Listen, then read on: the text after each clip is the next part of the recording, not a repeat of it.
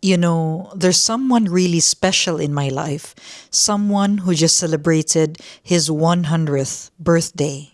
Yes, you heard that right. 100 years. He lives with diabetes and hypertension, and his family takes care of him with such dedication. People often say his long life is because of that excellent care, his healthy diet, which he kept up well into his 90s, and his strict commitment to medications. And I'm sure all of that matters. But as I've watched him over the years, since I was just a kid, I've noticed something deeper at play. Something beyond the obvious. Reaching 100 is incredibly rare.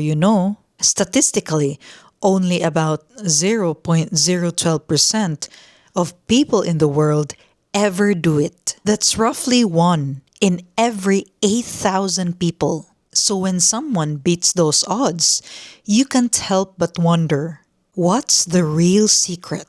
Some say, well, if he can do it, so am I. And maybe that's true, but let's be honest. Modern life doesn't always set us up for that long life. The hustle, that constant pressure, the digital noise, it stacks the odds differently today.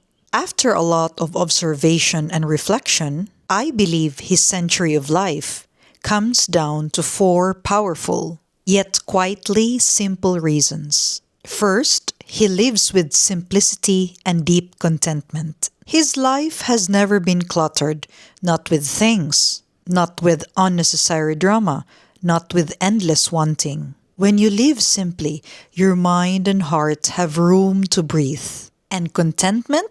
It's like an anchor. It steadies you.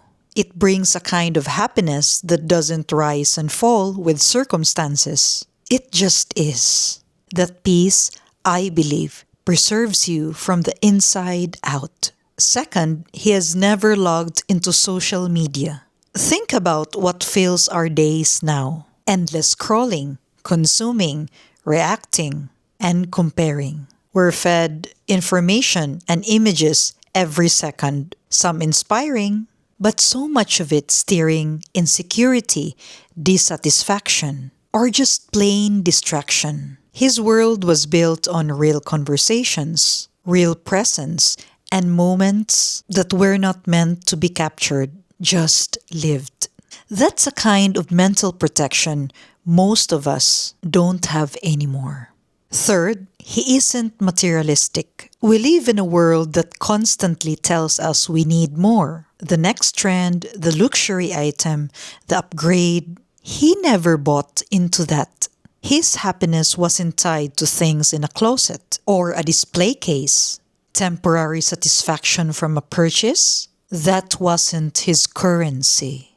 His joy came from people, from moments, from a life well lived, not well displayed.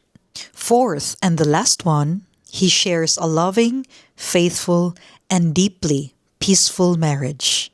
To me, this might be the most important one. Having a person beside you through decades who offers love without condition, loyalty without waver, and peace without drama. That creates a foundation nothing can shake. From that foundation comes emotional stability, true companionship, and a focus on what truly matters. Everything good grows from that kind of love. All of these things share one beautiful common thread. They don't invite stress. In fact, they gently keep it at bay. And we all know what chronic stress does to our bodies and minds over time. So I've been thinking, how many of these 4 factors do I have in my own life? How many do you have? It's not about living to 100, really. It's about what these choices do for the quality of your years, however many they may be. What do you think? Does this resonate? Thanks for being here. See you next time. Peace.